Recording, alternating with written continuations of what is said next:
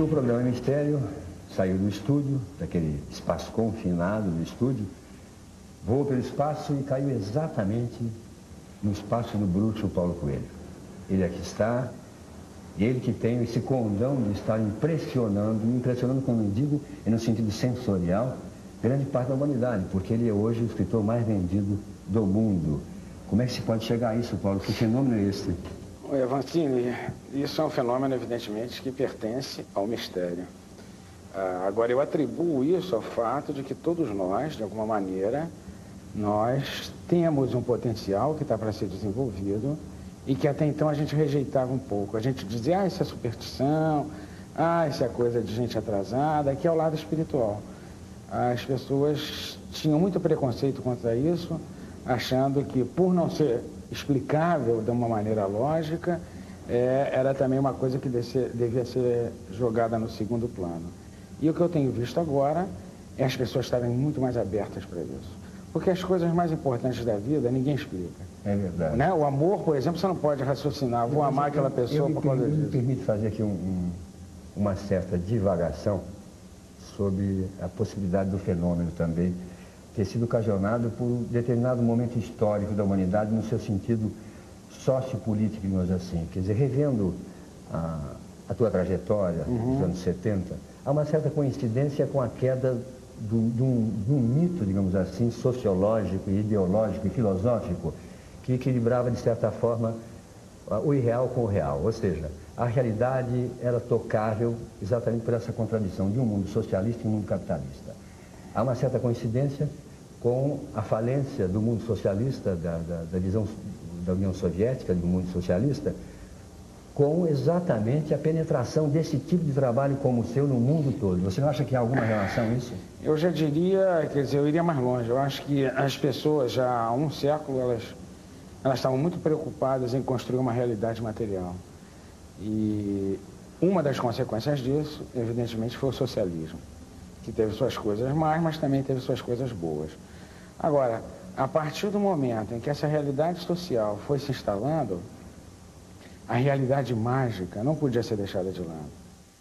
Durante a minha juventude, a fase hippie, nós éramos pessoas de classe média, que tínhamos tudo, ou seja, o lado material, ele não chegava a ser um problema muito concreto, você sabia que você não ia morrer de fome. Existia toda uma perspectiva profissional, e o Brasil vivia um grande milagre, o mundo vivia um grande milagre, e, no entanto, apesar de todas essas possibilidades materiais, o que aconteceu foi totalmente inesperado, foi a busca espiritual. Você não acha que, de certa forma, isso é pela ausência de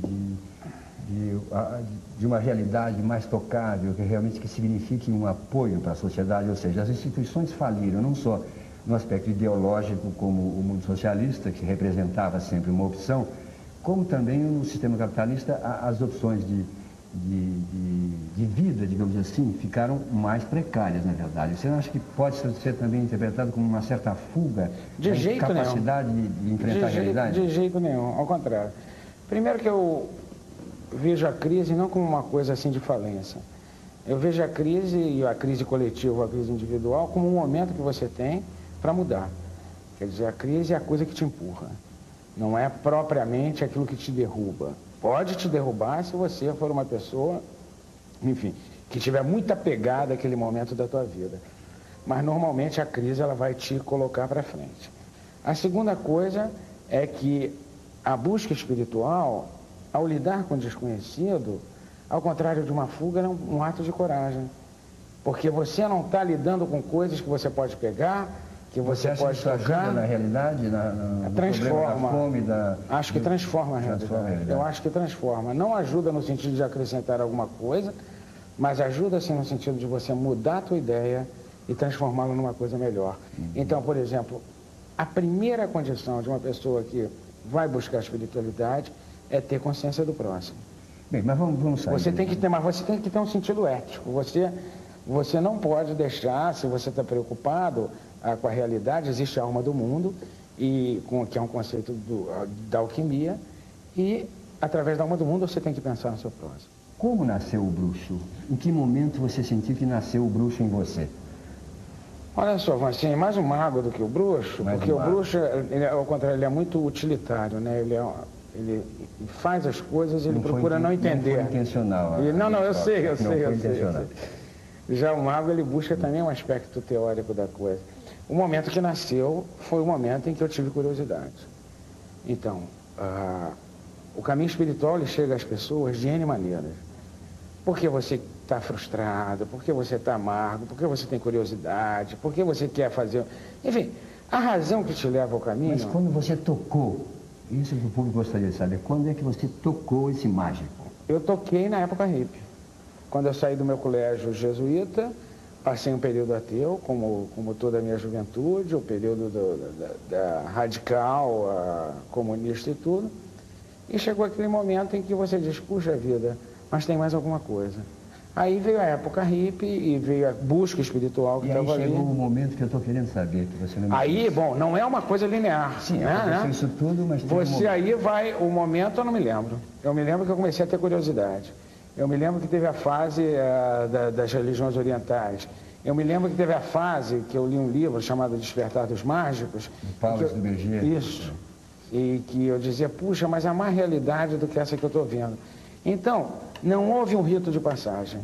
Houve um acúmulo de coisas. Você me contou num jantar aqui, com muita felicidade, eu tive com você, você me contou um momento muito importante. E você fazia parte de uma sociedade esotérica que mexia com determinadas forças negativas, sim, mas isso já maléficas. Sem dúvida, mas isso já estava no caminho para eu chegar. Já tinha tocado o caminho. Já tinha tocado o caminho, é parte do caminho, inclusive, quebrar a cara dessa maneira. Tocar no mal é parte do caminho? Infelizmente, porque você só aprende isso através de uma prática que, como você não tem guia, a não ser que você ache um mestre, um guia, que é profundamente desaconselhável. Porque a vivência espiritual, ela é individual. Então, acho que, de uma maneira ou de outra, todos nós terminamos tocando no mal, até para conhecer e saber que o mal é mal. Agora, eu com a minha natural tendência de teledramaturgia, eu diria a você, se você poderia descrever a sensação desse momento, o que é tocar o mal? Tocar o mal é quando você... Bom, veja bem o seguinte, você toca o mal sem saber. Quer dizer, você convida o diabo... sem saber que ele é mau, ou então até achando que você pode controlá-lo. Então tocar o mal é aquele dia que o teto cai na sua cabeça, em que tudo aquilo que você estava lidando de uma maneira irresponsável... Você só se apercebe a posteriori, então? Não. Veja bem o seguinte, a tradição mágica, ela diz, o diabo só pode entrar se for convidado. Então isso vem desde Fausto, por exemplo, ou dos clássicos. Agora, uma vez que ele está dentro, ele pode fazer o que ele quiser. Ele comanda. Ele comanda, embora ele te dê a sensação de quem comanda é você. Quer dizer, um dos truques do diabo é achar que ele é inofensivo. E foi isso que me aconteceu. Quer dizer, nessa fase muito doida, 25, 26 anos, que eu justamente estava profundamente envolvido em música, que eu fazia as letras para o Raul Seixas, essas coisas todas, eu estava com a profunda sensação de que eu era uma pessoa muito esperta, ou sei lá o que eu pensava, não me lembro direito, mas que eu podia lidar com essas forças. E, evidentemente, para ir para a sensação de teledramaturgia, que você citou, um belo dia, o teto caiu. Esse belo dia foi 29 de maio, eu descrevi no livro As Valquírias um pouco, é uma coisa que eu procuro até não falar muito, mas foi a sensação do mal. Aquela coisa que você vê que o mal está presente, que ele vai te possuir. E você tem que sair daquilo. Aquilo é um desafio na sua vida. É uma sensação angustiante? Mais do que isso, é uma sensação de total perda de controle. Eu acho que a angústia ainda te dá um pouco de reação. Mas a sensação de se defrontar com essa força é uma coisa muito, muito além disso. Agora, veja bem, só para frisar, nem sempre o mal vem com as características de mal. Hein? Vem sedutoramente. Ele vem, muitas vezes, travestido de bem. Então, você tem que ter muita atenção, porque o que vai ser o mal? Só para simplificar, já que a gente está falando de mal, meia hora a gente não explicou o que é mal. Mal é o momento em que você começa a interferir na energia da outra pessoa, para simplificar. Então você pode muito bem, às vezes, estar lidando com forças, aparentemente, ou com visual negro, e estar procurando o melhor para você, isso não é mal. Agora, você muitas vezes pode acender uma vela na igreja e dizer, eu quero que fulano se apaixone por mim, você está agindo na força da outra pessoa e você está fazendo mal. Mas eu acho que o público também fica muito ansioso em saber de você. Que mestre é este que se ouve muito falar? Porque me parece que este mestre tem orientado o teu caminho, a tua carreira. E se essa orientação, na verdade, vem em função de você se sentir de alguma forma solidário, de fato, com a humanidade? Então, vamos lá dividir essa pergunta em 3 aspectos. O primeiro aspecto é que o mestre, ou seja, o mestre que todos nós temos, ele se manifesta de várias maneiras.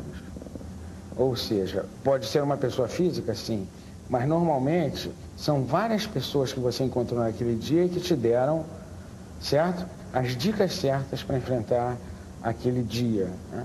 Segundo, como eu vim por um processo típico, tradicional, até se chama tradição, né, mágico, eu participei de várias sociedades secretas, conheci vários mestres e por um período da minha vida fiquei muito preso à ideia de que o mestre é aquele que sabia mais do que você. Não é. O mestre é aquele que é capaz de ligar em você uma chavinha que te faz ser melhor do que você é. Ele é uma pessoa feita qualquer outra, ele é uma pessoa com todos os defeitos. Se você projetar nele a pessoa perfeita, você está perdido, você dança. Então, depois de não sei quantos anos, eu vou até te dizer precisamente, 12 anos, eu conheci uma pessoa que hoje em dia é um companheiro de viagem, né, um francês chamado Jean, e eu, vamos dizer assim, aprendo com ele. Mas não que ele me ensine coisas, ele me dá tarefas. E através das tarefas, na verdade, eu aprendo comigo mesmo. Faz o caminho de Santiago, eu faço, aprendo comigo. Faz isso, baseado na experiência dele. E é uma tradição pequena, uma tradição não fechada, mas uma tradição oral, onde o que conta realmente não é você ter uma grande teoria sobre o universo, explicar o universo, quem é Deus, por que as coisas acontecem dessa maneira. E sim, viver a sua experiência enquanto ser humano. E isso te exige total entrega à vida. No Mistério do dia 22 de outubro, você vai assistir a segunda e última parte da entrevista com o mago Paulo Coelho. Não perca. Eu volto já.